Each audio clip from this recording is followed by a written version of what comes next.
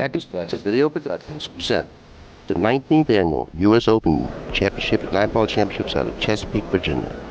I'm Bill Incardona, along with four-time U.S. Open straight pool champion and Hall of Famer Steve Mizerak. And in this particular match, Steve, you were playing. Look at the break. Look at the leg. I got him. He's worried.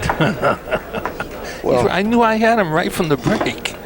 Well, now you're trying to say that the leg was the answer right then. That was it. You knew who was going to win this match. Victory. After the leg. Victory. That's all. Victory. Not victory. Victory. Okay. Steve Mizerak's playing Earl Strickland in the third round action at the U.S. Open Championships in Chesapeake, Virginia, the most prestigious tournament on the tournament trail today. And this was a pressure-packed match. I really remember this match because at this time, Earl Strickland was regarded as the toughest player on the tour. He was the hardest player on the tour. And you were going into this match feeling confident, or maybe you don't know what was going to happen. How did you feel going into this match? A little nervous, but I felt pretty good. I was playing pretty good. Sort of played myself into shape. This was my third match of the tournament, and started off a little slow, and gradually played a lot better. Well, going into this match, everyone thought that Earl Strickland was going to be Player of the Year. He was the hardest player, on the tour. Steve Mizerak has a lot of work ahead of him. Four-time U.S. Open straight pool champion, like I mentioned before, has a lot of work in front of him, and let's see how well he's doing the first rack. Steve, what are you thinking of right now? I'm thinking of getting to the 9, Billy, running out. Okay, the balls are positioned quite nicely on the table. I do believe the 2 is to the left of the 1. Is that correct? I'm not sure, but it seems like I'm taking my time and trying to figure out what's going to happen next. Well, the 3 ball on the right side of the monitor near I believe it's the 7 ball. I don't know if the pocket's available, the lower right-hand corner pocket, but right now you're playing position 4 the 3. You want to get the angle on the 2 to drop nicely for the 3. Right. Now you're very deliberate on this particular shot. I can see this. Well, I don't know what to do from here. I don't know where to play that 3 ball, and it looks like I'm going to be drawing it back 2 rails.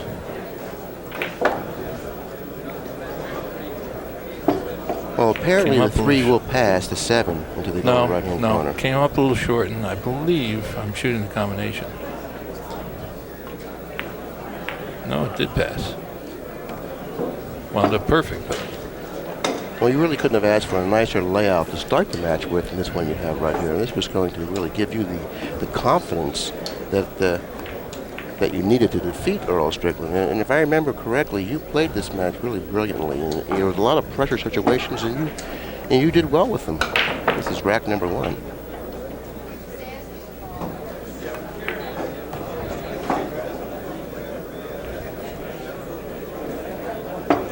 Draw straight back, pocket the 8, come 2 rails, and shoot the 9 in the corner. One of the corners, anyway. Perfect.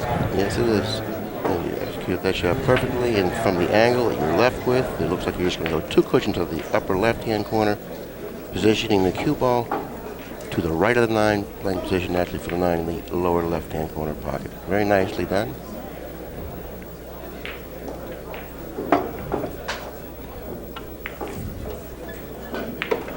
Billy, can you keep scoring this match and make sure that I don't get too many games? Well, I'll make sure you don't get too far ahead of Strickland, because if you get too far ahead of Strickland, the match won't be as interesting Oh, yes, it would. That's game number 1. Mizerak takes the early lead in the match, 1-0. I mean, you've played a lot of 9-ball in your life, and you've played a lot of opponents. How do you regard Earl Strickland as a competitor and as a player today? He probably is the fiercest, most competitive player there is.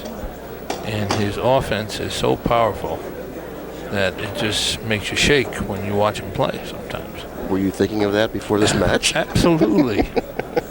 I have to play him, I said. Oh, my. But he also had to play me. He certainly did. And let's see how he responds to that pressure.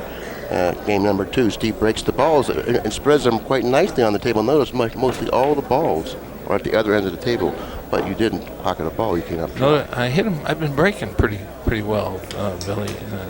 You notice where the cue ball is. It gets a little Strickland. Needs to respond to the challenge here. Steve won the first rack, taking a 1-0 lead. Overdrawing the cue ball slightly, showing a little disgust out there. Let's see what he does with the 2. He's over the ball now a little bit. He's got to go over to the side and back over for the 3. He's very unhappy. You notice the gestures he's making out there with his cue stick. And you people out there at home watching this match can go back and see exactly what I was referring to. Very important shot in game number 2. Excellent shot making ability Strickland brings to the table. Perfect line for the 3. 4-ball cross table. Nicely done. Notice when he strokes, every ball goes in with authority. They should call him the White Knight. The White Knight? Yeah, with the cue he's using. It's a white cue. Earl Strickland plays with a very long bridge, which is conducive to the long stroke that he plays with. What do you think about Strickland's ability at the table, Billy? I think just about what you said is a perfect description of the way Earl Strickland plays the game. He's a fierce competitor, and he plays with a lot of confidence, and in his mind, he's just at the top by himself, all alone. And really, that's probably the best way to feel about your game. Right. If you're going to compete against world-class players. Earl Strickland has that attitude. It's a definite plus.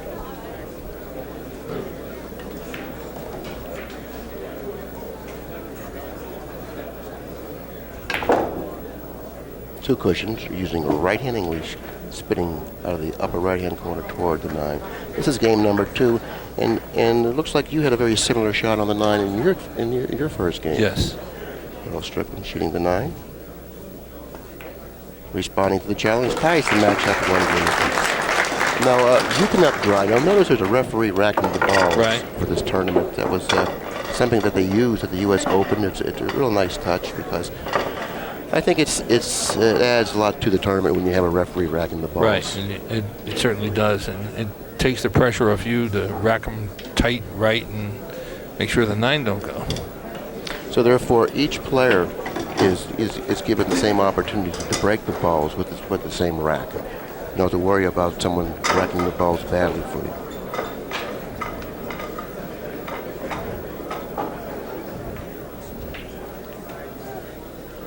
And if you notice that the 1 is in the top, at the top all the time, but the 2 is watch his break. Positioned in the rear all the time. Watch his break. Powerful break. He did pocket a ball on the break. Let me see, 3, 6. There are only 8 balls left on the table. The 2 and the 6, very quickly, the 2 and the 6 on the right-hand part of the screen looks like they're tied up, Steve. The 1 is very makeable on the side. For him, anything's makeable. So right away, the answer to this rack will be decided on this first shot, the 1 on the side. He has to do something with the 2-6. Let's see what happens. Narrowly missing the 7 going into the 2. Kind of like a fortuitous kind of a shot, I would believe. He just narrowly missed the 7. Had he brushed the 7 going down the table, he would never had a nice shot on the 2 like he has now. But that's not what happened. He's come up with a fairly decent shot on the 2. It's not a gimme by any means. For him, it's a gimme, Bill. Is that what you were thinking in the chair? Yeah. Oh. I was thinking in the chair. I know the last time we played, he ran 8 racks on me. 7, excuse me. Score was 8-8. I never shot any more at a called ball. And I'm thinking he's going to run 5-6 racks now. Well, that's really the ultimate pressure, knowing that your opponent at any time can run out the set. You know, even though the match was tied up at 8 apiece or whatever, were you racing to 15 or something? Yep. Racing to 15, the match was tied up at 8 apiece with a real dogfight, and all of a sudden, boom, here it came. Running 8 consecutive racks to win the match. Therefore, it didn't matter what type of a lead you had, you would get against Earl Strickland. You wouldn't be comfortable with it. Right. So that's what I call a lot of pressure, knowing that your opponent can put you away at any time during the match. Earl Strickland is one of the very few players in the world to be able to do that. I don't believe that I was ever ahead in this match early. But, took over sort of in the later stages. Notice the position of the 9. In the first 3 games, the 9 ball was positioned near the bottom cushion near the center diamond. In game number 3, Strickland pockets the 9 in the lower right-hand corner. Pockets the same pocket. He pockets the 9. Game number 2 takes a 2-1 lead in the match.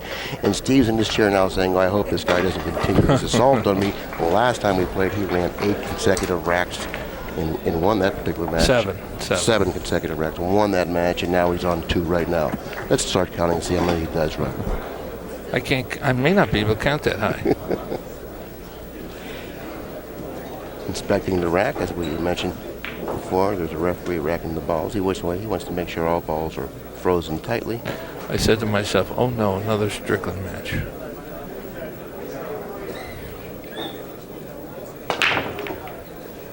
There goes the 2. The 1 ball is going to take its place. No, he's pocketed the 1. The 3 is near the upper left-hand corner. It looks like the balls have taken their places quite nicely for Earl. The 4 nearest the, I believe, the 4 nearest the lower right-hand corner pocket. Something funny happens here, I believe. This rack. Now the 4 may be the ball near the center of the table, which it is. That was the 8 ball nearest the lower right-hand corner pocket. Now we can definitely distinguish the balls. Now the 5 is near the lower left, the 6 up table near the upper left-hand corner. I don't think anything fun is going to happen in this rack, Steve. Well, I don't think so. You know, this is Earl Strickland at the table. The balls are positioned quite nicely. I don't believe anything funny is going to happen here.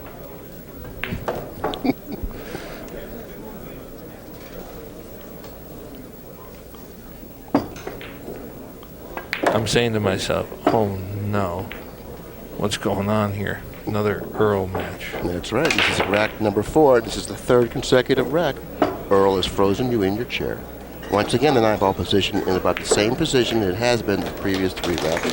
Rack number 4 goes to Strickland, who now pitches 3-1 advantage in the match. And right now, I guess you're saying to yourself for sure now, well, what do you have to do to beat a guy like Earl Strickland? I didn't make a mistake. Hit him over the head. Right. I didn't make a mistake. All I did was break the balls quite well in rack number 2, came up dry, and I haven't seen the table since. That's what I was thinking. I thought by the time I got back up on the table, the score would be 5-1. Well, it's 3-1 right now. I know. Don't remind me. Now watch the explosive break once again. Oh, the cue ball jumped off the table. How are you feeling right now? I felt a little better then. To get a shot like that, I feel better. Well, if there's anything that would stop momentum, it's exactly what he did just then. It's breaking the balls and fouling on the break, especially jumping off the table. You know, when you jump off the table on the break, you really feel badly about yourself. Well, but when you get a kiss into the corner pocket with the cue ball, you don't feel that badly about yourself. But when you allow yourself to jump off the table, it just doesn't sit well with one. There is a cardinal rule in 9-ball, and that cardinal rule is don't scratch off the break, no matter whether it jumped off the table or scratch in the pocket. Well, when you jump off the table, you know you did that yourself. When you scratch into a corner pocket or a side pocket, you could have perhaps got kissed into that pocket. So you don't really feel that badly about yourself. Well, that's what I was referring to. Take a look at this shot here. I'm playing safe. Now, why would you play safe, Steve? I mean, the 2 ball is free. It doesn't have the lower left-hand corner, but maybe you didn't have an accessible route to get to the 2 ball. It's possible. I wanted to get it closer to the 2 or closer to the 9 or somewhere in that vicinity way down below. But never underestimate the kicking ability of the world-class player of today. And I'm sure you know that, so I was quite surprised to see you play it safe. But it looks like you positioned the 1 ball in an area on the table was quite difficult for him to hit. Yes. I don't think he hits it, by the way. No, he's playing some sort of a diamond system here. Or what he's is trying he to make a 4-rail kick shot. So therefore, you have done your job in positioning the cue ball and also the 1 ball. He's trying to make a 3-rail kick shot now. Anytime you have to make this type of a kick shot, you know. These are old billiard shots, 3-cushion billiard shots. Let's see how well he does with it. I don't 1, think he does 2. too good. No, he ran to the 8. He's opened up the rack quite nicely for you. Now you feel to yourself, I did exactly what I wanted to do. I got the results that I needed. Now it's up to me to run these balls to rack number 5 to close the gap. Right. Well, I'm looking over the rack to see whether I should play safe again or run out. Well, the position of the 4 ball near the 8 ball at the upper right-hand side of the table seems to be the crux of the problem. If you can position the cue ball nicely on the 4 to drop onto the 5, the remainder of the rack should play simply. Yes. Simple. So therefore, that seems to be the problem in this particular rack. Let's see how well you deal with it. Okay. So now you're playing position for the 4 on this shot right now because you need the correct angle off of the 3 to position the cue ball for the 4. So now you're playing position for the 4.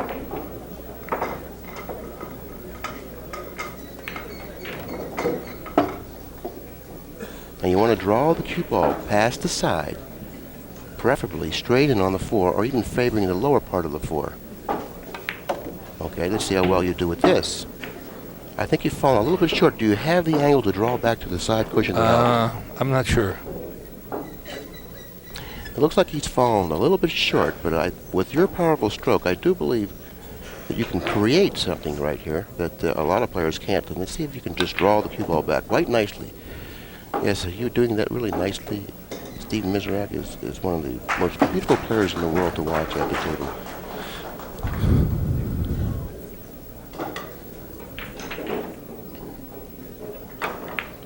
Now the other problem that I can see is this position of the 7. I do believe the 9 ball is blocking off the lower left-hand corner. You have attained the correct angle on the 6 to draw back nicely for the 7. And right now you're playing quite smoothly out there. You got a little bit closer to the rail than what you wanted to end up in, and this seemed to have bothered you a little bit. But I think everything's under control, and I'm pretty sure I run out here. Now this is a difficult shot, a lot more difficult than what it may appear. Anytime you have to elevate and then draw the cue ball back, it diminishes the accuracy of the shot. I have missed this shot so many times, I really don't want to mention how many Well, that's times you, I missed Billy, it. not me. Exactly. Okay. Okay. But you're getting up off the shot. You don't feel quite comfortable yourself, do you? No. And it's always good if you don't feel comfortable shooting a shot to get up off the shot.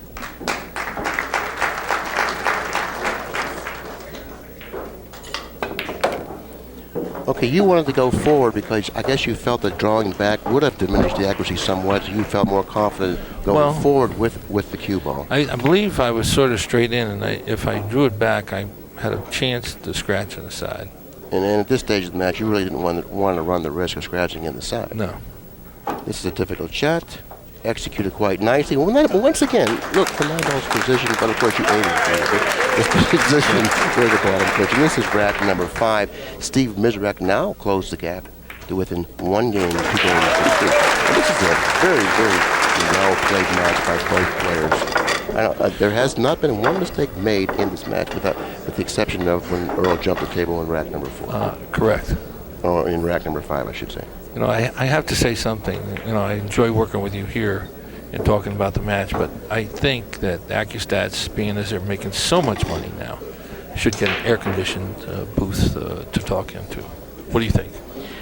Well, you know, Pat, he usually goes on trips and buys new vehicles with the money that he's been making. And he doesn't take care of his announcers. And, well, I really don't want to get into that right now. This is rack number 6, and I think you got your hands full. Well, you check it out. You know, I mean, I'll tell you what I'll do with you. I'll bet you I win the match. Well, I'll think it. about that, and I'll give you my answer at a later time in the match. You know, because if I feel Earl's coming back, or if he's ahead late in the match, and I feel he's going to win, I'll give you a wager. You know, dinner or something like that. Dinner, or ice cream cone, or something. Maybe like something like that. Right now, no, quickly, the 1 and the 8. Can you pocket the 8? I do not believe so. Well, yes, it looks like I'm hitting it. Yeah. You can pocket the 8. The 1 ball hitting the side cushion and kissing the cue ball away from the 1. You don't really have a good shot on the 1. The 2 ball position, they're in the left-hand side pocket. Well, I was playing pretty good, and I said to myself, let's see what happens here. Let's see if we can position the cue ball behind the 9. Very nicely done. How close did you get to the 9? I hit it back. Goodness, now that's ideal. That's textbook. That's a textbook safety right there. Positioning the cue ball frozen on an object ball, cutting off rails. See, my thought was to keep him kicking, keep him on the side, get him cold, get him worried. Keeping him off balance. Right. That was my thinking. And that's certainly a way to fluster your opponent. And if you're going to defeat a player like Earl Strickland, you need to continually do things like that to keep him off balance. Very nicely done, no rail. You saw that immediately, didn't you? Correct. Yum, yum. The score is 3-2 Strickland. Mizerak at the table with the ball in hand.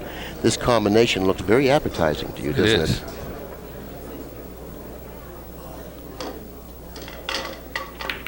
And I can see why. Game number 6 goes to Steve Mizerak, ties up the match. Now, you're one of the better combination players in the world today. Do you attribute that to your straight pool ability? You always shooting little combinations here and there? Yes. You know, when you play straight pool, Billy, you sometimes, if you get in trouble, you have to shoot these combinations. You know, in 9-ball, you don't have to shoot it. You can always play safe.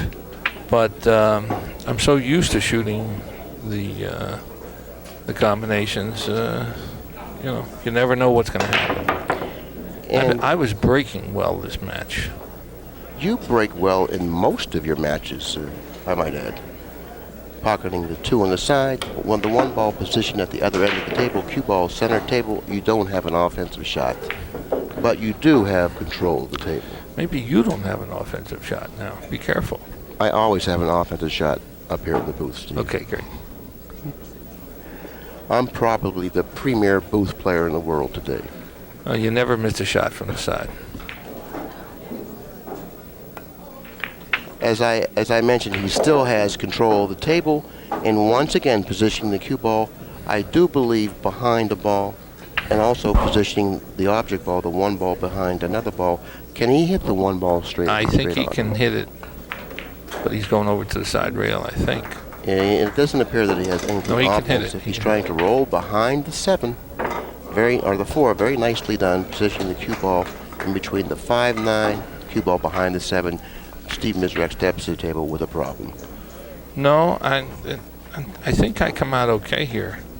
I think we go to the bottom rail, and I hit the side of the 1. And try to position the cue ball by the 5-4. Right. He's trying to position the cue ball near the 5-4. Okay, he didn't hit it. Oh, I don't know. It seemed like to me it was quite difficult to do that. But in the meantime, you did do a fairly good job positioning or holding the cue ball in that area, complicating things somewhat. You know, his bridge hand will be somewhat hampered with this shot. Now this is when Earl is at his best. 3-3. Number 7. Uh-oh. Narrowly missing. Might have him shook up a little bit here. No, that was something that you were delighted to see. Earl Strickland missing the shot. I always delight in that when I'm playing it, especially.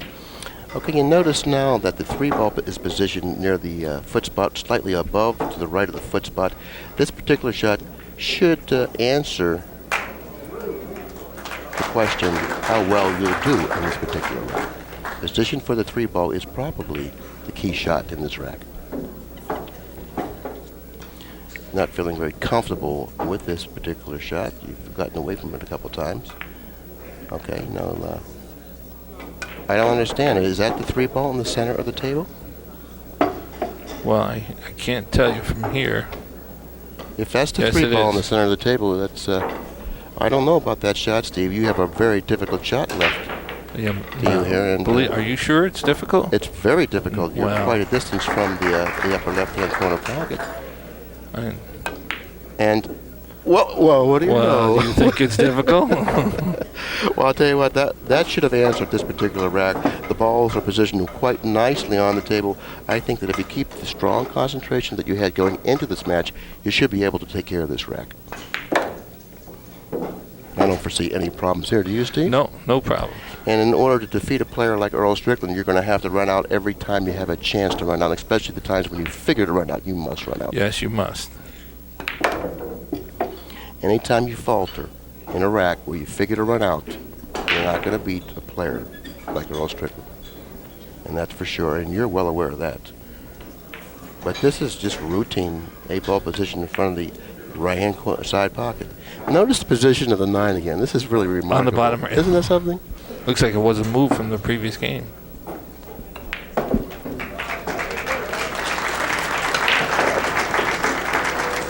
Well, this will bring you, I'll put you in the lead again, Steve. You'll have to lead 4-3. And this will be the first time since the first game of the match that you've had the lead. Winning the first game, watching Strickland run 3 consecutive racks. Now you've come back and won the next 3 consecutive games to take the lead 4-3. And as you mentioned, you are breaking the balls well. You are pocketing balls on the break with the exception of rack number 2. And you're playing really nicely at the table. Strickland also was playing very well. This was up to this point, this was a very, very well played match by both players.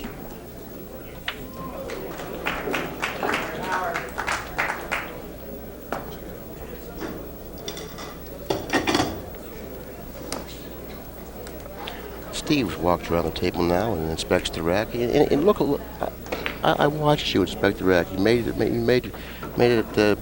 people believe that you weren't really inspecting the rack. You Oh were no, just, I was. I know you were. You're looking at the rack, but it's not really nice to inspect the rack when you're playing. Well, I believe that my opponent should give me the tightest rack possible, and if he does not do that, because I can tell, or any player can tell, when the balls are loose, the balls usually stay down this side of the table where the 9 is. Again, look where the 9 is, Billy. Exactly. So there are balls way above the side, so he's been giving me a clean rack. There's no problem with that. But there's no reason why you shouldn't expect it, especially if you have the opportunity to do that. Right. I always, and until that does happen, then I normally don't check a rack. Okay, that time you came up dry. Now he pushed out to a kind of a unfamiliar shot, I would believe. Why would he push here? I mean, if you can see the side of the 1, naturally you're going to position the cue ball behind the 6-7. I mean, he certainly wouldn't have left this type of a shot, would he? Well, he wanted to leave a piece of the 1 out, and so that at least he can do is hit it. Watch what I do. Watch where the 6 is. Right. Now, I don't see why he would position the cue ball and give you that good of a shot. I mean, that was a very nicely executed shot, but it was a shot that was there, He should never have pushed it. Sometimes, Billy, when the score is tight or the game is tight or when you're behind, sometimes you start thinking funny. Your judgment is impaired somewhat. Right. At that time, it looked like Strickland's judgment was impaired somewhat. In the meantime, he kicks and hits the 1 and repositions the 1 ball at the other end of the table where you can't hit it. I don't believe you can hit it. That. Maybe you can between the 6 and the 7, but you cannot pocket the 1. And I don't even know if you can hit it. Well, we'll soon find out here in a minute or so. The way you're addressing the shot, at least standing over the shot, it appears, or it suggests to me that you can hit it. But hitting it is one thing, positioning the 1 ball and the cue ball is another. Let's find out how well you do with this shot. Oh, sending it back down the table in between the 6 and the 7, positioning the cue ball frozen on the top cushion. Well, what's wrong with that? Did you expect again. anything else than that? Well, right now I think Strickland is fairly frustrated with what he's had to shoot up to this point. You keep him kicking, you keep him on the defensive instead of the offensive, and you got a chance to win. But once his offense kicks in gear and you're sitting in that chair, you got troubles. You don't ever give him any air. Right. Keep him off balance, keep him kicking, keep him shooting long, difficult shots. Once again, he was able to contact the intended ball, sending it to the center of the table, and left you a very difficult shot. Also, the position of the 2 behind the 8, right-hand side of the table, makes this shot play even more difficult. You have a problem here.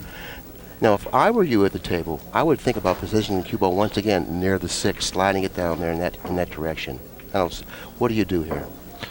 Well, I believe that's what happens here. You positioned the 1 ball down there, which was a better shot, because you had 2 things going for you then. You could position the cue ball behind the 2-8, and you can also position the 1 ball behind the 5-7. Yeah, I'm glad that you brought that out, because I know when you were younger, in your younger days, you used to think of those shots right away. Yeah, and as you get older, your thoughts aren't really as clear on what to do at the table, and that's what happened to me, and that's why I'm the player that I am not today. Okay, Earl Strickland once again is able to contact the 1 ball. This time he's left you in a very difficult situation. He's left you with a very, very difficult situation. You cannot see the 1, and I believe it's a very difficult kick. No. No, right away? Right off the rail. Simple kick, but where's the cue ball going? That's my problem.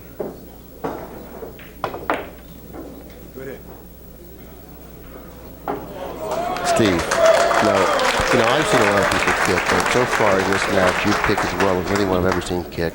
Was that intended?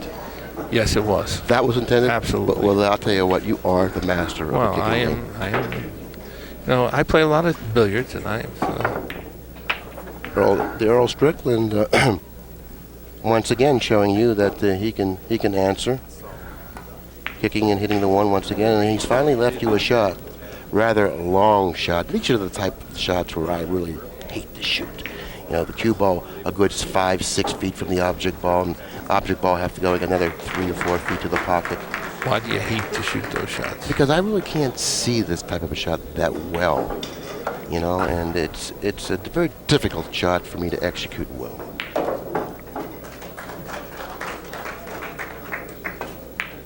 But not for you. Position of the cue ball, very nicely done. The 3 ball position near the lower left-hand corner pocket. The 4 ball in back of the 7 center table. That seems to be the key ball position for the 4. If you notice, the 6 and the 5 are blocking off the corner pockets. So therefore, you have a lot of work ahead of you in regard from the 3 to the 4, position from the 3 to the 4. No problem.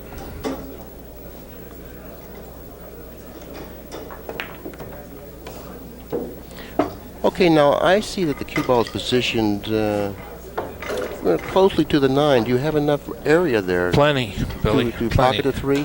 What are you thinking about right now with the cue ball in terms Well, of I'm the cue trying ball? to get position on the 4. Obviously. Right, that's the important thing, and watch what happens. Now you're laying your cue stick on a cushion. Well, right, and I want the cue ball to hit that cushion. And I'm going to shoot the 4 on the side. Let's see how closely he comes to the position on that rail where he was. Okay, you know, you came really close. If you would have hit a little bit harder. A little bit harder. That particular shot's kind of deceiving in terms of speed.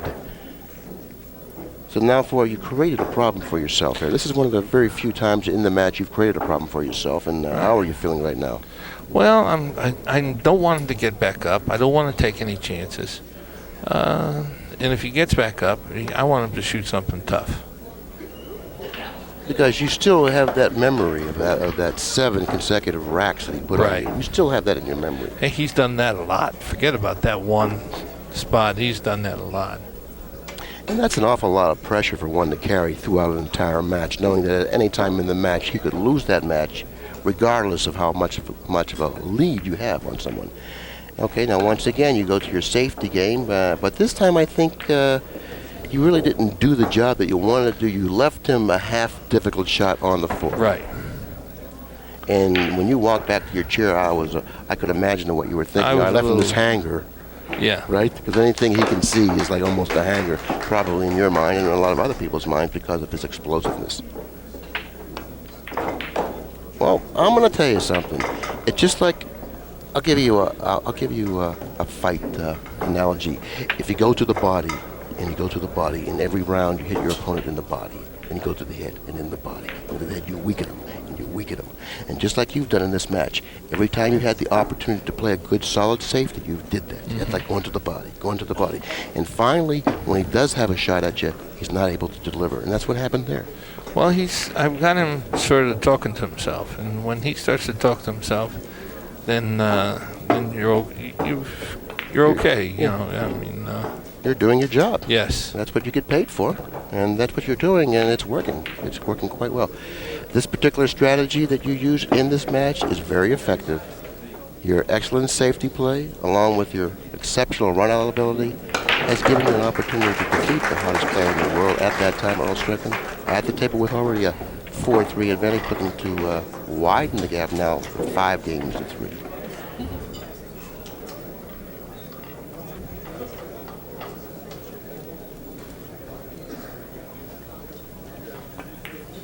And you do it once again, and I'm on West position near the bottom. As for game number 8, Mizerak has a 2-game advantage in the match, 5 games to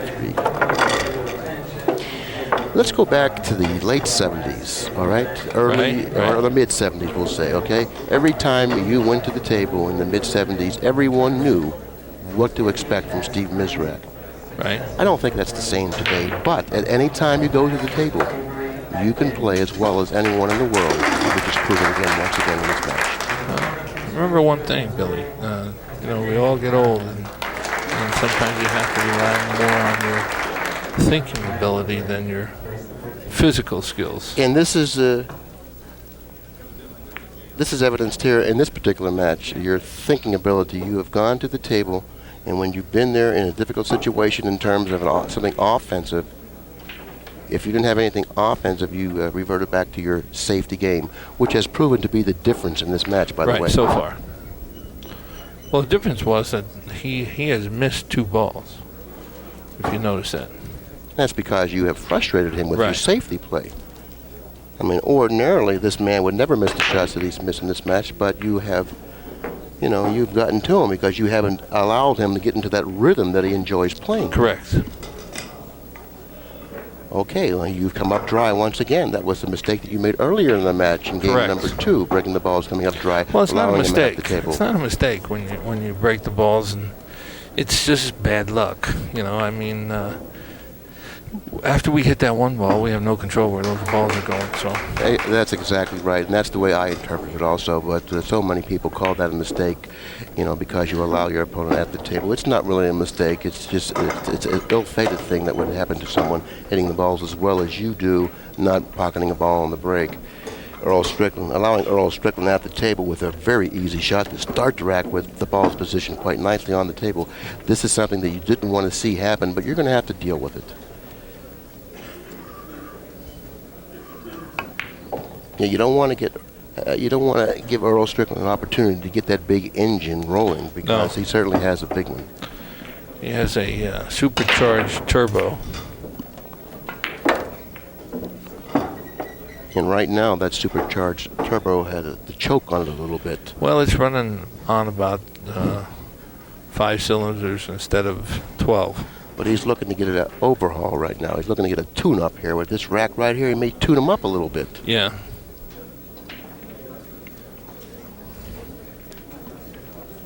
And once again, the 9 ball's positioned near the bottom cushion.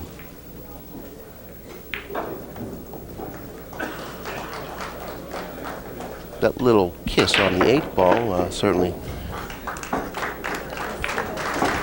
simplified things quite a bit. Notice where the 9 is again, Billy. In every rack, every game in this match up to this point, the 9 ball has been positioned in that same position. With the exception of 1. I don't remember what rack that was. I'm sure you do, though. Yeah. That was game number 9. Steve Mizerak leads in the match by 1 game, 5 games to 4.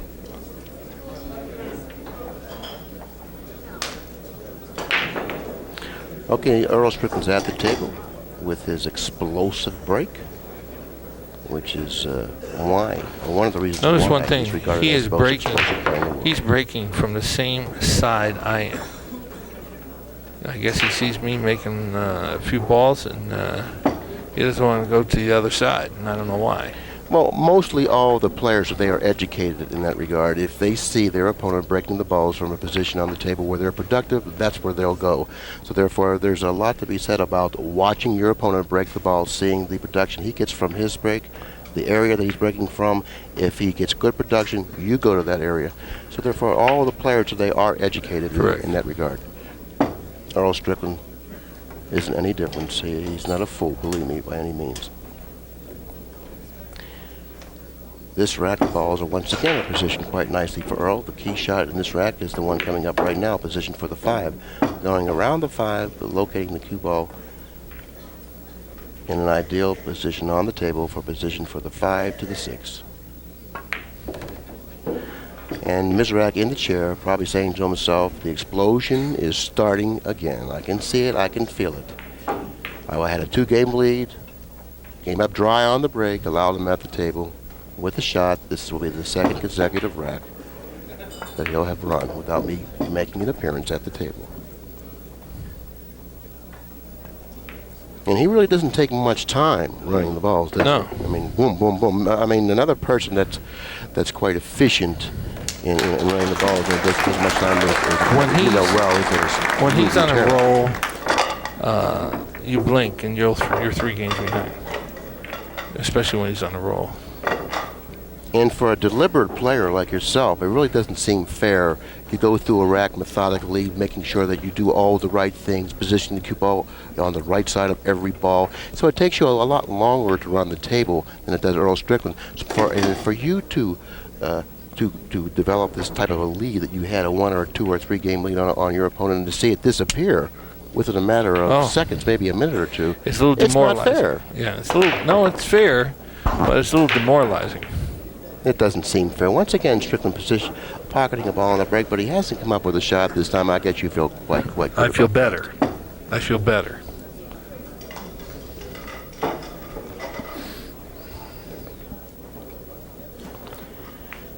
And he really doesn't have that good of a kick either. And unless he can hit a portion of the 2, which will send the cue ball behind to 3-9 and sending the 2 up table. But the 7 and the 5 to the left of the foot spot may have something to say about this shot. He misses the 2, Billy.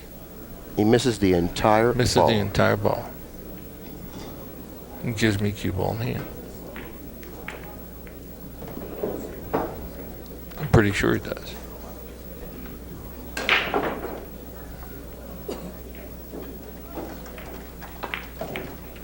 No, he hit it. He hit it, and he tried to position the cue ball behind the 3-9. It escaped that area of the table. Steve steps to the table with a very nice shot on the 2. And breathing quite easily, I might add. They say the first thing to go is your memory, right? Looks like mine's going. Okay, the 3-ball positioned in back of the cue ball. The 4-ball nears the lower right-hand corner pocket. The 5 near the left-hand side. 6 up table. 7 near the foot spot. Naturally, the 8 nearest the lower left-hand corner pocket. So therefore, the positioning of the ball seems to be, to your liking right now. I don't see any problems out there. But why are you taking such a long time on the first shot? Do you have a bad angle on the 2? Well, I'm trying to figure out how to get from the 4 to the 5 to get position on the 6. It seems rather routine to me. Well, you don't want to, if you're straight in, you don't want to cut the 3 in and come over and get snookered behind the 8. Well, you had a bad angle on the 2. If you noticed, I had to run into the 5. Yeah, you had a bad angle on the 2, so you had to create something. Right, and I did. So that warrants a little, thinking. Now here's another problem here. You want to come over across, but you don't want to get hooked behind the 8. So therefore, you want to position the cue ball near the spot, the foot spot, or on that line. Right. And which you do quite nicely. You have to shoot over the 5 somewhat, which shouldn't really diminish the accuracy that much. This is the key shot, I do believe. 6 ball at the other end of the table. Right. Looks like you have an ideal angle on the 5. It's perfect. Mm-hmm. So therefore, you have gotten through the problem part of this rack, and the remainder of the rack should play fairly routine, maybe with the exception of the 7. If the 8 ball was blocking off a portion of the corner pocket, then you'll have to go to the lower right-hand corner with the 7. If I keep myself in the match, I felt that I had a good chance of winning. Now, from the positioning of the cue ball, it suggests to me that you can pocket the 7 in the lower left-hand corner, because swinging 2 cushions on this shot doesn't really give you much room for error here, because you can bypass your mark quite quickly, which you've done. Mm-hmm. You have done that, okay? Now, how do you feel about this? I feel fine. You feel fine? You felt fine the whole match? Yes. I mean, in the booth, that is. Yes. You feel fine. You feel fine. Well, this type of shot here for a professional player with some ability should I hope you don't miss this. Should be pretty good, pretty safe.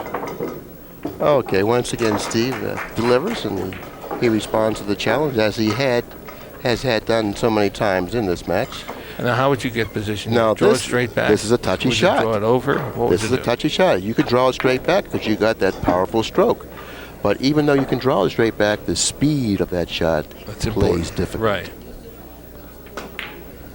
Well, you didn't seem to have much of a problem. Once again, you go for the lead now with the stroke in 6 innings for Mizerak, 5 for Strickland. You did have some work in that rack, and it all started off with your initial shot, the 2 ball. You followed the cue ball through the 5, repositioning the 5.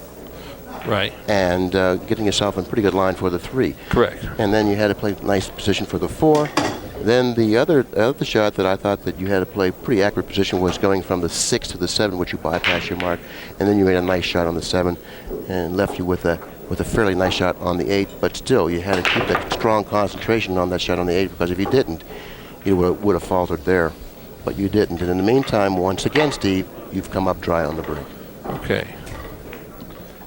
That means there might be some maneuvering with the white ball.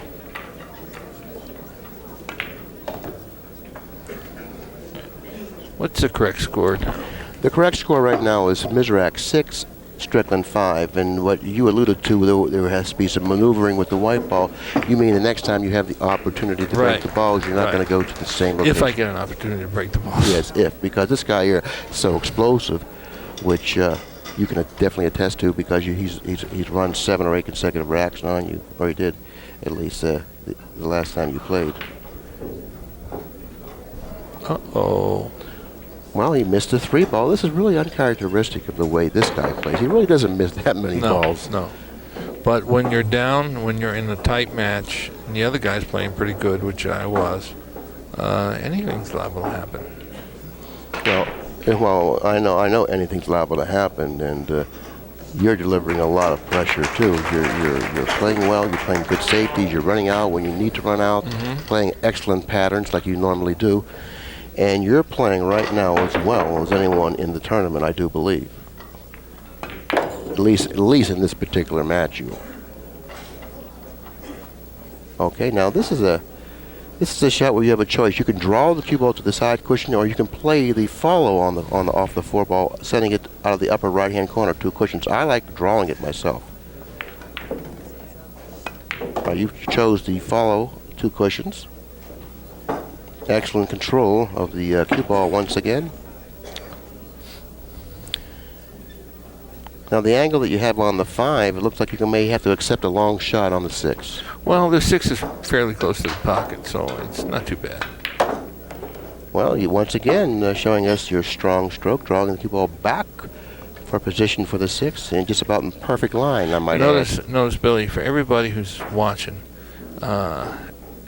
not using the bridge is a very big thing. So if you're playing position and you're left-handed, you play for the side of the table where you don't have to use the bridge, which we all do.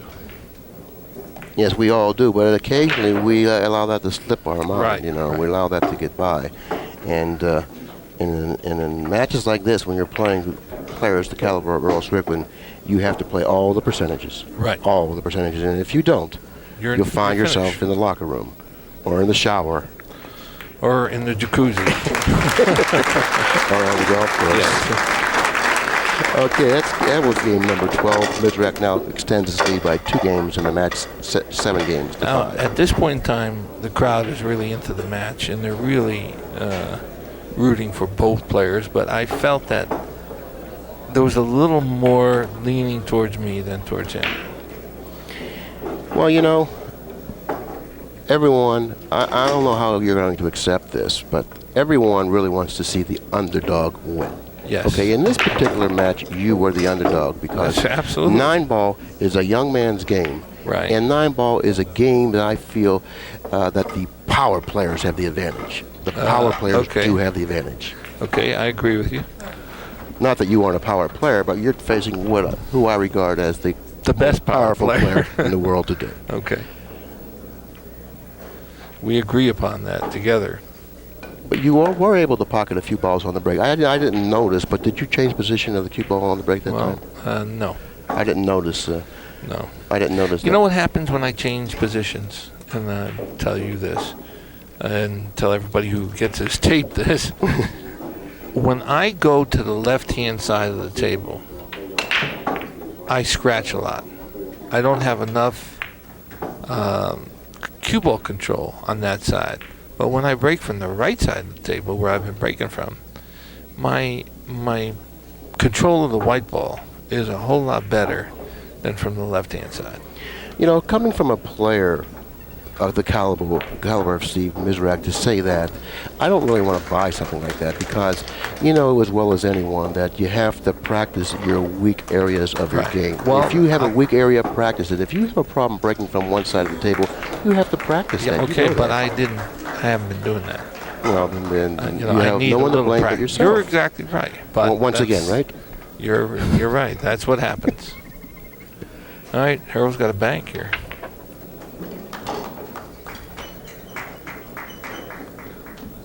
He has a bank or he has a safety.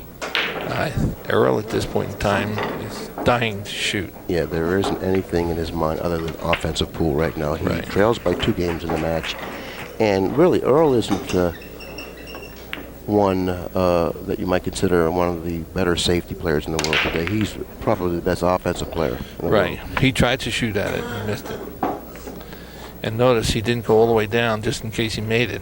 Yeah, but he played the professional side. He missed it on the professional side. If you're going Right. to miss that bank, you don't want to miss it on the other side of the pocket because if you do that, it'll usually end up in front of the pocket. That's not what he wanted to end up. Once again, it looks like you've... well, I think he can see a part of the 1 ball. If you would have gotten the cue ball a little further up the table, you would have hooked him on the 1. But you allow him to see the back part of the 1 here. And let's see how well he does with this shot. He hit it very nicely. No, he left me the opening. And I believe I put him behind the 8 here. Okay, the 5 blocks the bank cross side, so you can't go that way. And you do have a chance to put him behind the 8. That's available. Let's see what you do with it. You say you put him behind the 8 and the 2, and that's exactly what you've done. You've positioned the cue ball behind the 2-9, not allowing him a shot when he got back at the table. Now, he's very disgusted. Notice how he threw up his hand right there. He's showing signs of disgust. And you can attribute that to Mizerak's strong safety play. Here's the jump shot. One of the premier jump shooters in the world today. Once again, evidenced by our viewers how well he does jump over balls. And he didn't get anything in return here.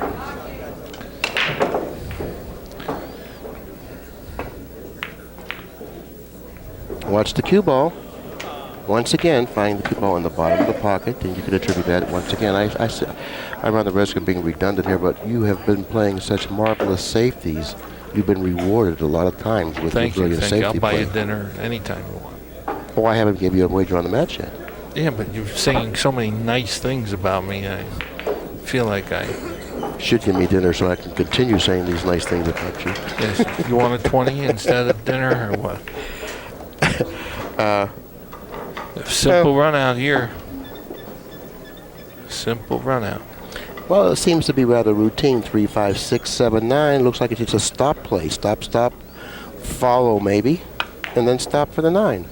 Oh, you drew the cue ball back from position for the 5. You know why side. I drew the cue ball back, Billy? Tell me. So you can get closer to the 6, or what? I don't understand. Well, I didn't want to draw it over too far, because if I drew it over too far and played the 5 in the upper corner here, in the lower corner, I'd have to flirt with the side pocket. This way, you know, all I had to do was draw it back. It was a simple shot. All I had to do was draw it back. A lot easier to say than to do, because that particular shot seems to be quite difficult for a lot of players, and that is not only the accuracy of the shot is diminished, but positioning the cue ball on a draw shot is more difficult than it is if you would stop the ball or follow the ball. So therefore, there are complications that come up when you try to draw the cue ball. If I have a choice to either follow the ball or draw the ball for position, I normally follow the ball. But you didn't seem to have much of a problem. But I've noticed this about your game is that when you have to draw the cue ball, you draw it with uncanny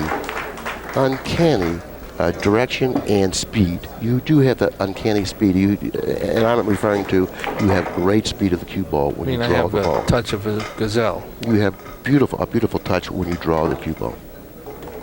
And I think that, once again, you can attribute that to your striking ability, you know, because you're always drawing the cue ball 3 inches, 5 inches, and you have to draw it 3 inches, 5 inches. If you draw it 6 inches, 8 inches, you're out of line. So therefore, you develop that good skill of drawing the cue ball where you want to draw it to. And that's probably why you elected to draw the ball in that instance. In the meantime, in game number 13, Steve Mizerak extends his lead in the match by 3 games, 8 games to 5. And Here. Where's the cue ball? the cue ball is positioned on the other side of the table. I mean, you're no one's fool, realizing that you have come up dry one or two times too many, and given Earl Strickland the opportunity at the table to surmount the lead that you have. You don't want to do that again. Do you think, Steve, that playing straight pool has helped you in all other games? Playing straight pool encompasses every aspect of every other game. Banks, billiards, combinations, kisses, safety play, everything. Working the cue ball in close quarters. Right. With confidence. Right. So I call straight pool the consummate game of pool. And if you can play it, you can play almost anything. And I have also heard that from other premier straight pool players, the likes of Alan Hopkins and Mike Siegel. They also agree with what you just said. Correct.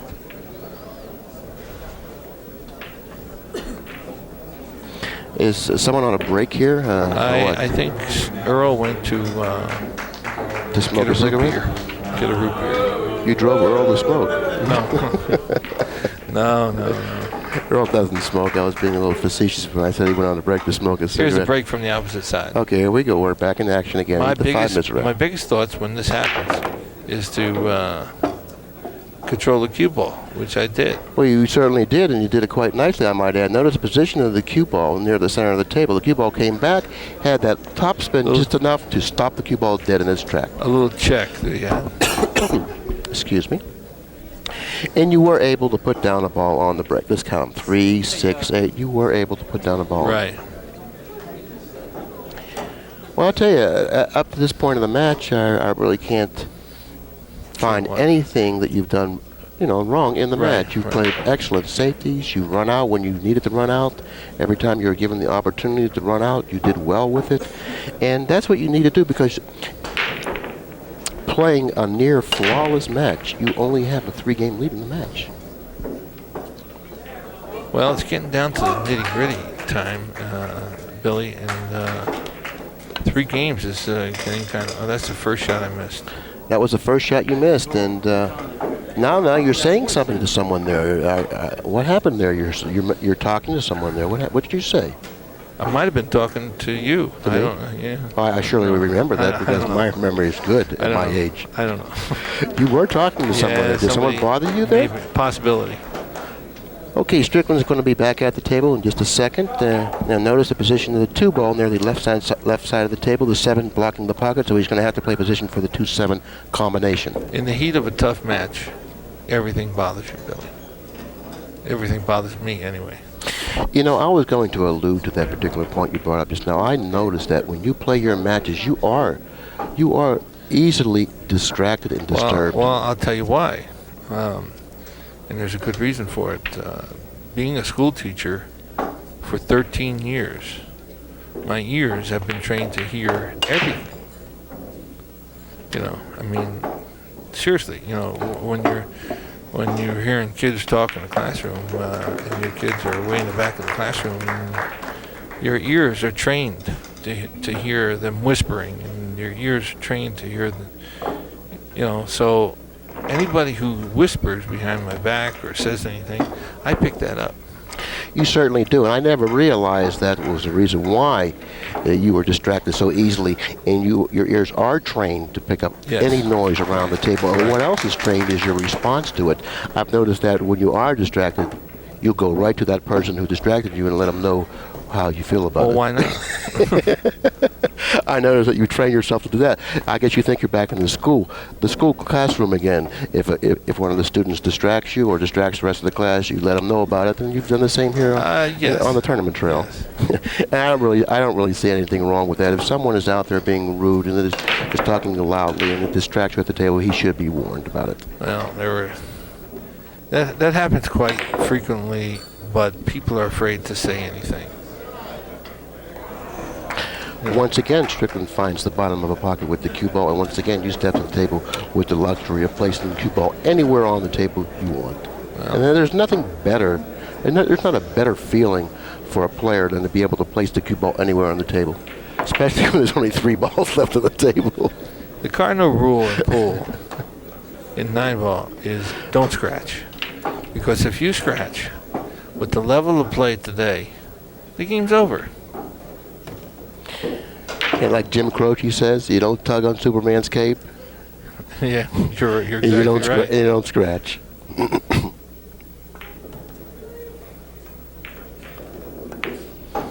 Okay, now you'll extend your lead by 4 games in the match, 9 games to 5. This is a race to 13. Leading by 4 games in the match against Earl Strickland. Now, how are you feeling? I feel pretty good. The crowd is with me. I'm feeling better, and I'm getting better. But a turn of events happens. Well, you're letting us know that Watch. there's going to be a momentum switch here. Swing. There's going to be a momentum swing.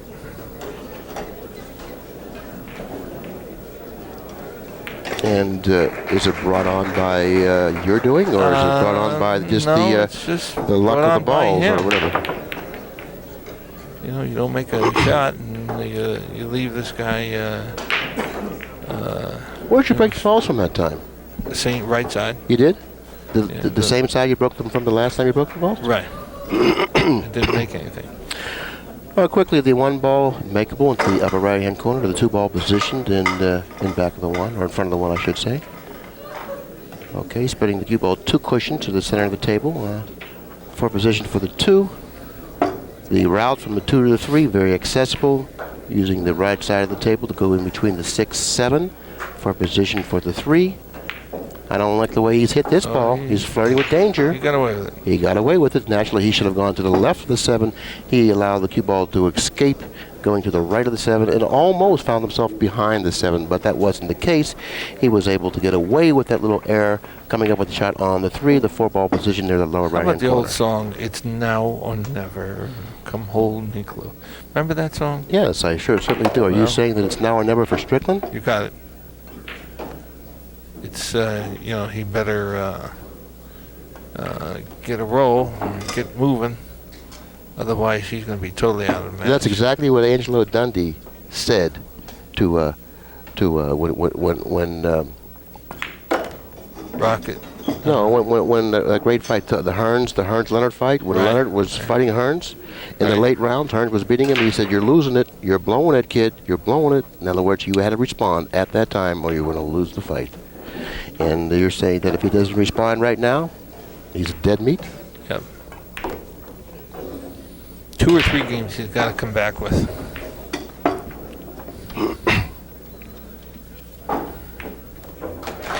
Number 15 goes to Earl Strickland. He does respond to the challenge. He narrows the gap within 3 games of lead, 6 games to 9.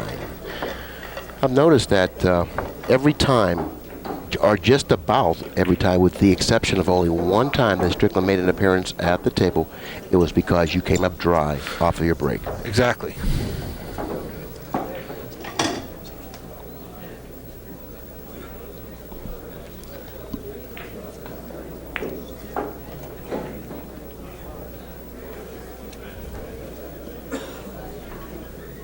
Checking the rack.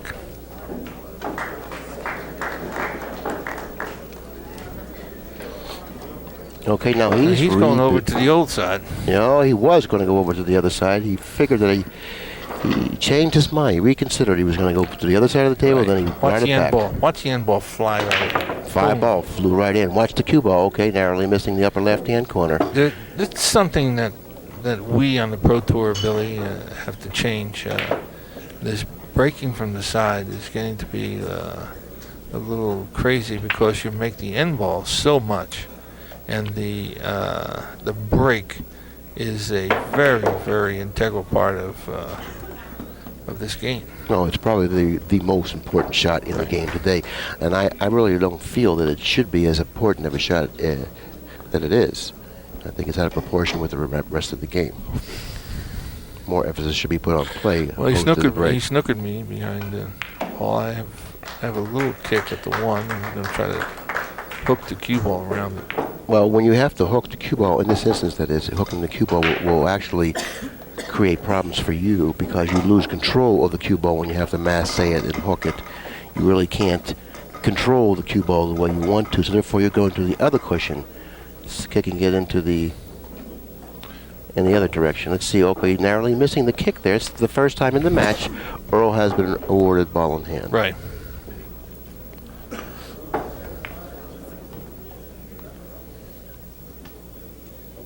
And this momentum swing is starting to take place like you suggested that it might. Or maybe you knew it would. I had a funny feeling. You're sitting in the chair now, a little disgruntled, saying to yourself, well, I'm starting to my. get worried now a little bit. Even though I'm in the lead, you know, you start to get worried when Strickland gets close.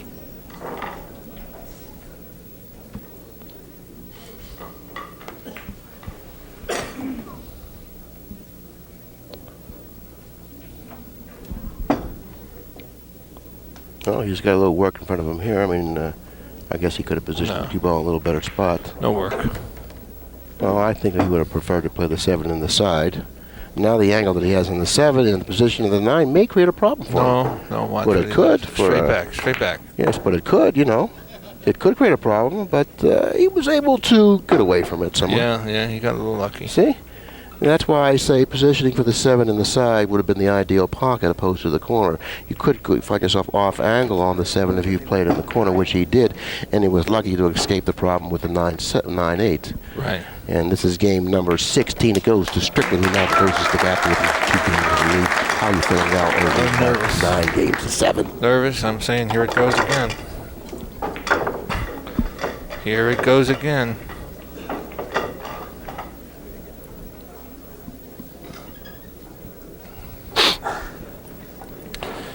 New innovation at the U.S. Open. Referees and rack men. I think it's a good idea. Yeah, we did Watch the end ball. allude to that Bing. earlier in the telecast. Didn't Oh, go this time. in the side pocket. So actually, Strickland's undoing was partially responsible for his inability to control the cue ball off the Right. break and also on a few other shots during this match. Naturally, along with your brilliant safety play and running out I'm ability. glad you mentioned that. All right, well, of course, I'm not going to turn down that dinner. Okay. Yeah, I got to keep that dinner ticket alive, you know. Hey. I'm going to take you to a very famous place, Billy. Really? Yep. McDonald's. Well, it's got golden arches.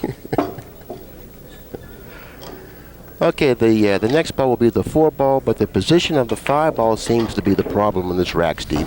No position. No worry here.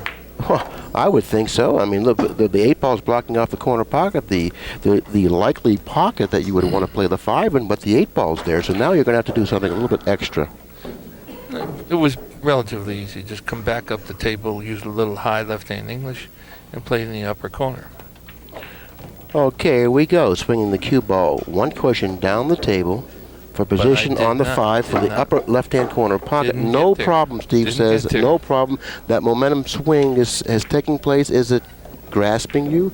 Well, do you feel it? Do you feel it? Why are you picking on me now? I'm not picking on you. You're human. You're like anyone else, okay? I mean, you do have fear. Well, when the Like match is anyone getting else. closer, you get nervous. Okay, Billy. Don't you get nervous? Thank you. I get nervous before a match, in the middle of a match, okay. and nearly, particularly when the match gets close. Yes, And particularly when I play someone like the guy sitting in the chair behind you right yes, now. Okay? sir. I get nervous, you know. I'm not going to deny that. Believe me, I do get nervous. That's why I'm usually up here in the booth or as a spectator because. Why have you actually retired? Well, I really don't want to get into that, you know. I mean, I think I will. As great a player as you were, and still are. I think that I'll make a comeback sometime in the near future, but right now I don't know when that's going to be. What's this, Billy? Well, once again, you reverted back to your brilliant safety play to get you out of trouble. And look where I put the 5. Well, if he doesn't hit this 5, or at least disturb the 5 or the 9, and give you ball in hand, he's in trouble. Here, deep trouble. Deep trouble. And the kick that he has is really not that easy of a kick. Matter of fact, I make him an underdog to hit the 5. Okay, he's reaching over the table, stretching, shooting over a ball. This is going to be a miracle hit if he's able to hit this 5. Well, he hit it slow and missed it. Well, he hit it slow on the way back. Right, but he hit the cue ball slow, and I don't know if I would have done that. Look, you won't touch the ball. You're afraid if you touch the ball, the referee will call a foul because maybe he didn't see that he missed the 5. Well, I wanted him to get it away from the 5. Oh, you weren't taking any chances considering the closeness of the match, the nervousness that was going through your body. Exactly. Therefore, you wanted to make sure that you didn't err in that situation, and you didn't. You're exactly Ball right. in hand, shooting that very difficult 5-9 combination, extending your lead by 3 games in the match, 10 games to 7.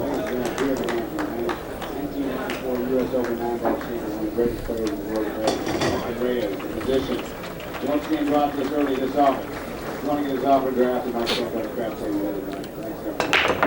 table. Corner ball. You were able to put down the corner ball on the break, and you were able to stop that momentum swing you alluded to a little earlier in the match that was going to happen. It did happen. He did close the gap to within 2 games. What do you do here, Billy? What do you do here? Oh, myself, I pocket the 1 ball in the upper right-hand corner, swinging the cue ball 2 cushion for position on the 2. That seems to be, I don't know what kind of an angle you have at the table. Sometimes the angle that you have plays differently than it does there in the booth. I don't know what kind of, what are you going to the upper left-hand corner? Yep. Yes, you are. Okay, if that shot plays easier for you than the upper right, naturally that's the shot to shoot because the route to the 2 is much more accessible. And it's just not more natural from the 1 to the 2 in that regard. And you handled that shot quite nicely, I might add. Okay, the 3 to the 4. The 4 position near the lower right-hand corner shouldn't be a problem. The 5 up table. The 5 to the 7. The 7 to the 8. Now, the 7 to the 8 may create a problem here because of the position of the 9. You're going to have to position the cue ball far enough away from the 9 so you won't get hooked on the 7. And in doing that, you may create a problem for yourself on the angle that you have from the 7 to the 8. That 7 to the 8 may cause you a problem, but it's certainly not going to cause me a problem. I love you, Steve. I mean, you're just breathing with confidence right now here At this in the point booth. in time, you know, I mean, what the heck? There are no problems here I see whatsoever. Well, I think I remember this situation. I was sitting adjacent to the table, and I looked at this shot, and I said to myself, this is a very, very crucial shot. In Now, that let me side ask you a pocket. question. What would you do here? Would you go below the 8 and play in the upper corner, or would you go in between the side and the 8? If you go up above the 8, you run the risk of scratching in the side. Oh, Oh my goodness, my goodness. Bingo. Oh my goodness, what did you do there? I What had a did you little do? lapse of memory. Lapse of memory. Yeah, I forgot how to play. Wow. That was actually, that was. Wait a minute, what do you do here? What do I do here? Do you go for the gusto, or do you I don't think just you need to duck? go for the gusto right here, Steve. Matter of fact, I commented on this particular shot after you shot it, and I said to myself, you know, he had a 3-game advantage or lead in the match. I wouldn't have shot the shot in the corner. Shoot. No way. Shoot. I wouldn't shoot the shot in the Come corner. on, you gotta have some. That's why you know. Steve, You're look so how careful. difficult this shot is. This is a difficult shot. You know, I mean, this is not like anywhere near routine. This is a very difficult shot. Well, to you it's difficult. To me, it was like routine. Well, I predict that if you go for the pocket on this shot, you're going to lose this match. Well, I'd like to bet you another dinner on that.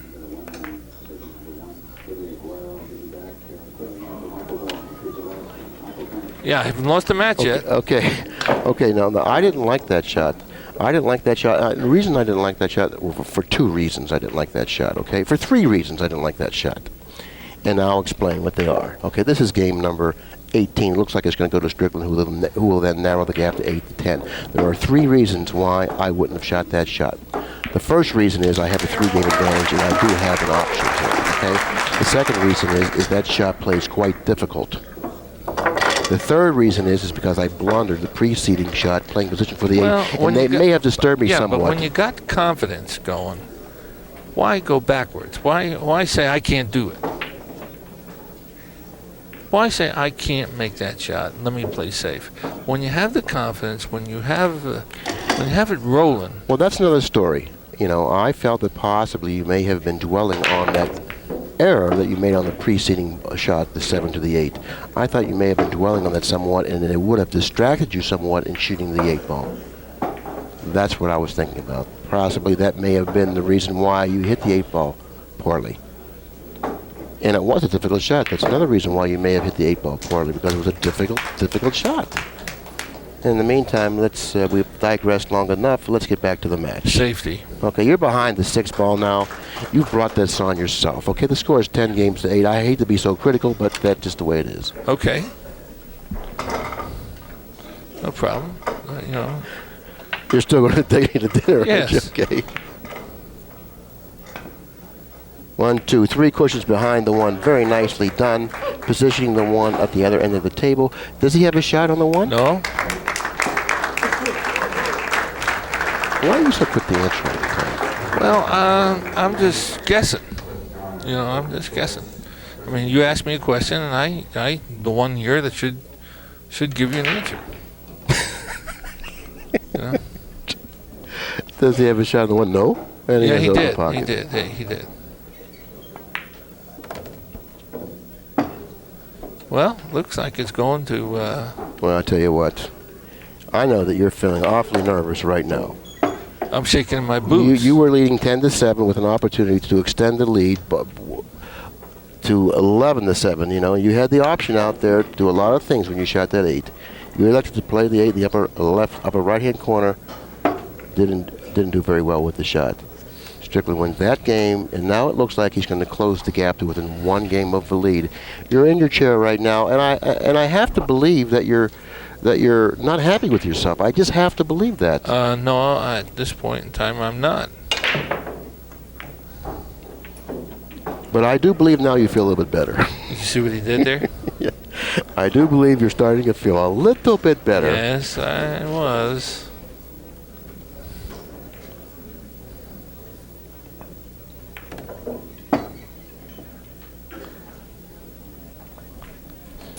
Now, the angle that you have on the 6, if you can favor either the right or the left-hand side of the 9, naturally, have any angle this on shot the 6. plays much easier. But if you have the angle on the 6 that I don't have suggests that any you're going to go angle. toward the 9, No angle. Watch then what you happens. have to draw it to the rail and Straight back. Straight back.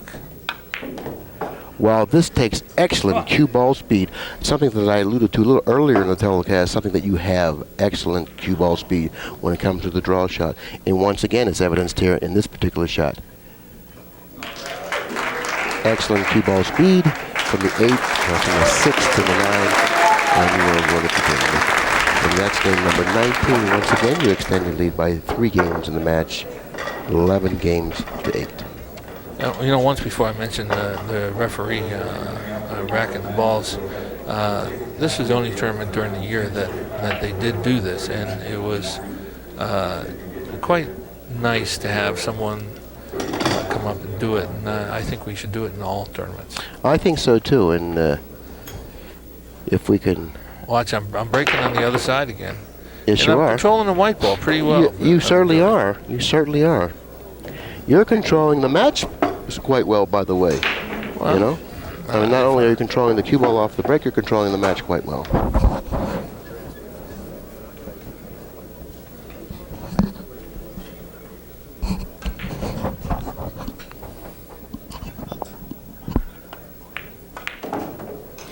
It seems to me that when a player is in good stroke, when he feels good about his game, even the area of his game that aren't quite as good as he would like them to be seem to improve. Like, for instance, when you're breaking the balls from the side of the table that you haven't had much success breaking them from, you seem to have improved in that area also, because you're playing well right now. Right. You can hit them square. So therefore, things just seem to come much easier when you're comfortable out there, when you feel good about your game. And obviously, you must have felt good about your game coming into this match because you played so well.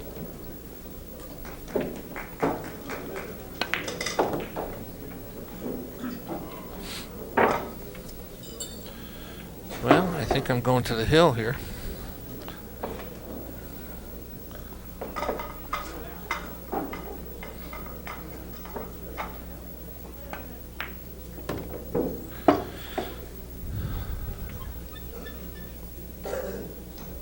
What do you think, Bill? You think I'll get out here? Well, I think you'll get out for this reason alone, because you've had plenty of practice playing position for the 9 where it is now. Thanks. You know? Why is that? I didn't notice that the whole match. That ball wound up on that bottom rail. I make this. I did something really funny. I may have missed this. I don't think so.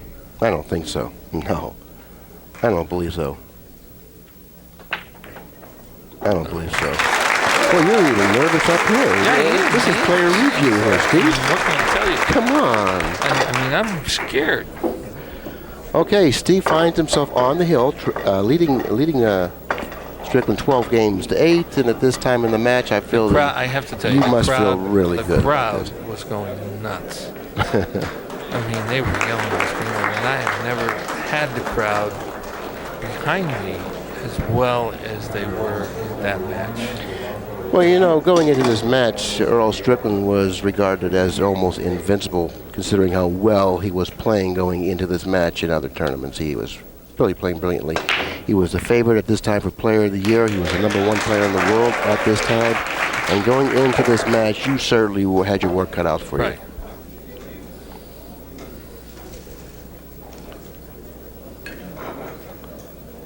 But things seem to be a lot different right now. This is game number 21. Strickland needs to win 5 consecutive games to steal this match from you.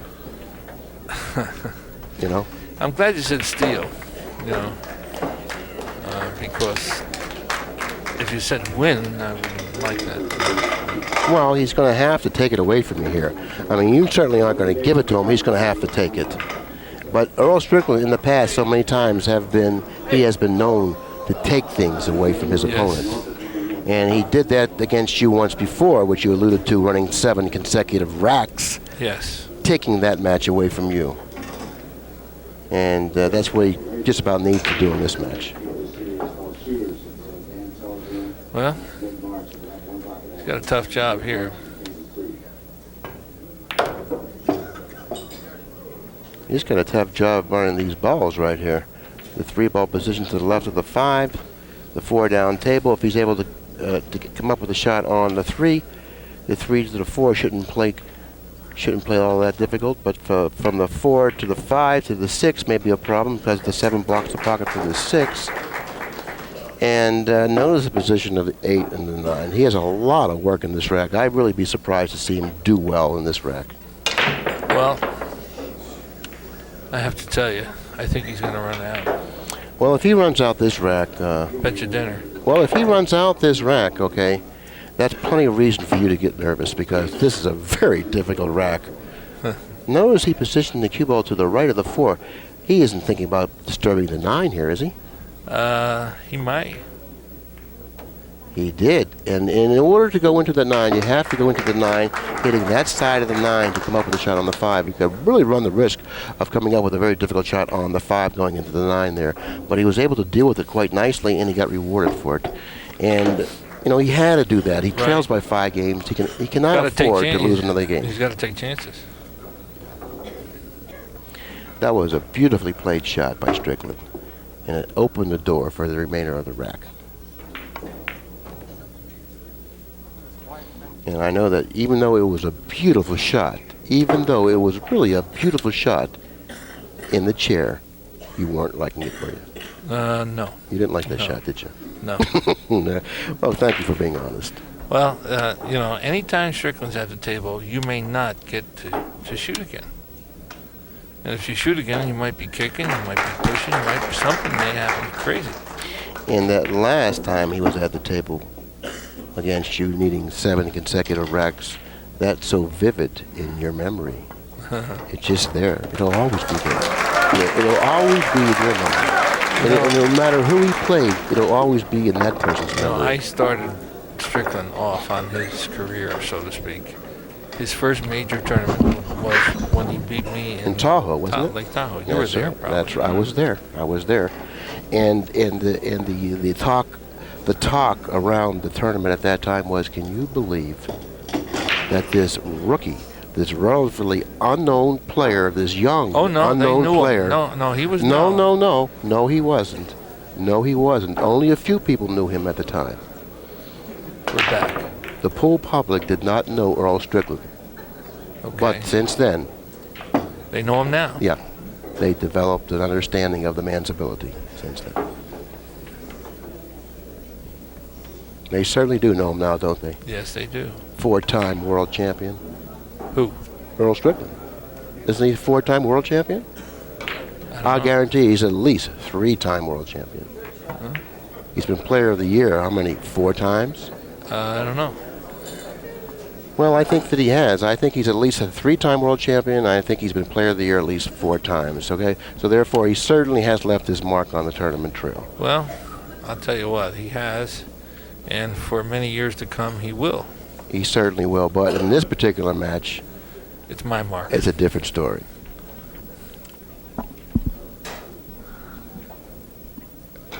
Okay, here we go. Long shot on the 2. I don't think you have much of an offensive shot here, do you? I tried to play a three ball combination. I missed it. Okay, you try to play a 3-ball combination. You lead by 3 games in the match. You're on the hill 12-9. And you have to be feeling quite nervous right now, missing another, not another shot, but missing another crucial shot, which I don't know whether the 8-ball was the other crucial shot that you missed. Yes. This one was another one. I don't know if you should have played that 3-ball combination. Did you have an option? Well, when I get to 12 and my opponent's at 9, I don't care who it is. I've got to take a chance on getting out because I may never have that opportunity again. So I took a chance and screwed up. Okay, I understand what you just said, but once again, I don't buy that. I don't buy that. You have to care who your opponent is. You have to look at your lead, and you did have look at to my make lead. a decision. You know, you have to make a decision depending on how the balls lie on the But table. I did look at my lead. That's why I shot it. Well, you got a 3-game lead. You have to protect that lead. But when If you have an option- wait a minute. I have a 3-game lead, needing 1 game. I'm on the hill. Okay. If I had a 3-game lead early in the match, then it's a different story. Then I'm not trying to protect the lead. But I'm trying to win the match. I'm not trying to protect the lead. I'm trying to win the match. Well, okay, think about this. Think about this, okay, and then give me your answer. Don't look away in disgust. I want you to think about this, okay? If the percentages of winning 1 game favors you to play a safety opposed to going for the offensive shot, needing 1 game to win the match, why wouldn't you play that Well, percentage? you didn't look at the balls over too well. Okay. I may not have had a good spot to. That's to why I say. asked you. Did you have an option? Here comes Strickland's. Okay, 12-10. You have to be comes his getting a little last more break. nervous now. No, not now. Not now. I was feeling pretty good. Once again, he wasn't able to control the cue ball off of the break, allowing you at the table with ball in hand. Now you have to respond to the challenge here, Steve, because now you've brought it on yourself, I believe. And I hate to be critical like this. I know Well, I'm jeopardizing dinner. Why are you? I know I'm jeopardizing dinner. Okay. Yes, you are. Okay. You've already lost dinner. Oh no, by telling me no! something. You only have a 2-game lead in the match now. Okay, it's 12-10. You Okay. have to respond to the challenge here, or else you're gonna lose this match if you don't. And I'm sure you feel that way too. Possibility, yes.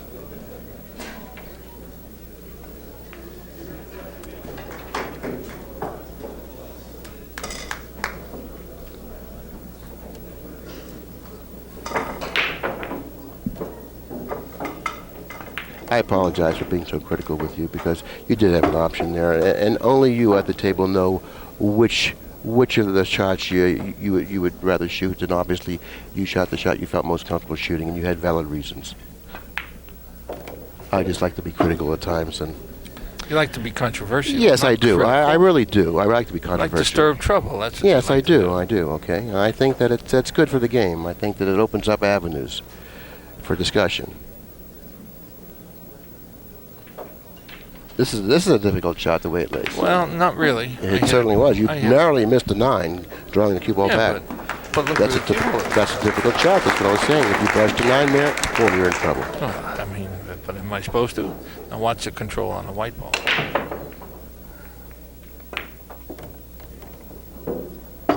Okay, now you're working your way through this rack, knowing you only need 1 game. Now this shot here isn't a gimme. I really don't like Well, you know this why? shot. You know why I thought about it for a minute? Because I missed the 8 ball in the upper corner. The ball seems to roll off that rail a little bit. Well, that didn't even leave the rail. No. Well, I hit it a little firmer. At this time in the match, I do believe you feel that it's your match. Well, I felt pretty good. Felt like I won the tournament. You know, defeating Earl Strickland on the winner's side at the U.S. Open, I think it's third round action. I can understand why you felt like you won the tournament, because you definitely have just defeated the premier player in the world today in defeating Earl Strickland at that time. And you did go on and win that Strickland. And after I looked at this match, I can honestly say that you played brilliantly in this match. I wish I panned up a little bit to see the expression in both of them. And I know it's nice to win, and it's not ever nice to lose.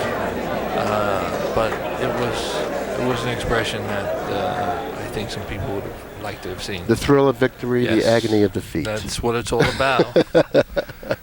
Okay, Steve, I tell you what, it's been a pleasure. And once again, I'm going to add this to the commentaries that I thought you played a brilliant match in regard to your excellent